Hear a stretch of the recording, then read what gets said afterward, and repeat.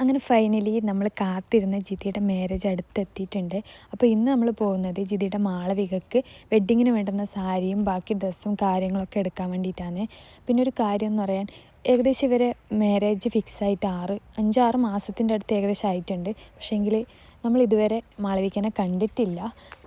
ഞാനും ഋതുവും ഇതുവരെ നേരിട്ട് മാളവികനെ കണ്ടിട്ടില്ല. അപ്പോൾ ഇന്ന് അങ്ങനെ ആദ്യമായിട്ട് ഞങ്ങൾ മീറ്റ് ചെയ്തു.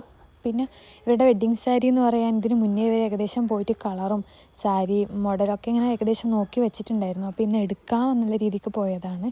അപ്പോൾ കല്യാൺ സിൽക്സ് എന്നാണ് കേട്ടോ. നമ്മൾ ഒരുവിധം സാരിയൊക്കെ വെച്ച് നോക്കി അവൾക്ക് ഇഷ്ടപ്പെട്ട ഒരു സാരി എടുത്തു. പയ്യന്നൂർ കല്യാൺ സിൽക്സ് എന്നാണ് എടുത്തത്. പിന്നെ കുറച്ച് ഐറ്റംസ് ഗ്രാൻഡേജസ് എന്നൊക്കെ ആയിട്ട് എടുത്തു.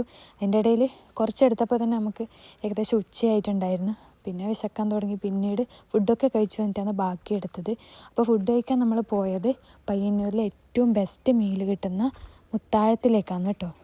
അപ്പോൾ ഇവിടെ മുന്നേ പോയവർക്കൊക്കെ അറിയാൻ പറ്റുന്നുണ്ടാവും, ഇവിടെ സ്പെഷ്യൽ എന്ന് പറയാൻ ഇലയിട്ടിട്ടുള്ള ഊണാണ് കേട്ടോ.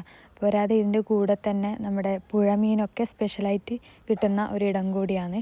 അപ്പോൾ ഇലയൊക്കെ ഇട്ടിട്ട് ചോറ്, സാമ്പാർ, കൂട്ടുകറി, പിന്നെ ഒരു ഉപ്പേരി, അതേപോലെ അച്ചാർ, പപ്പടം, മോര്, സംഭാരം, അങ്ങനെ എല്ലാം ഉണ്ട്. മോര് സംഭാരം ഒന്നല്ലേ, സംഭാരം, രസം, അങ്ങനെ എല്ലാം ഉണ്ട്. സ്പെഷ്യലായിട്ട് നമ്മൾ ഇളമ്പക്കയും ചിക്കനും മീൻ പൊരിച്ചതും വാങ്ങിയിട്ടുണ്ടായേ. പിന്നെ പായസം ഉണ്ട് കേട്ടോ. അപ്പോൾ ഇതൊക്കെ കഴിച്ച് നമ്മൾ അവളുടെ ഡ്രസ്സൊക്കെ സ്റ്റിച്ച് ചെയ്യാനും കൊടുത്ത് വീട്ടിലേക്ക് തിരിച്ചു. ഏകദേശം ഒരു സന്ധ്യ ആവാനായിട്ടുണ്ടായിരുന്നു. അങ്ങനെ ഇന്നത്തെ ഷോപ്പിംഗ് കഴിഞ്ഞു.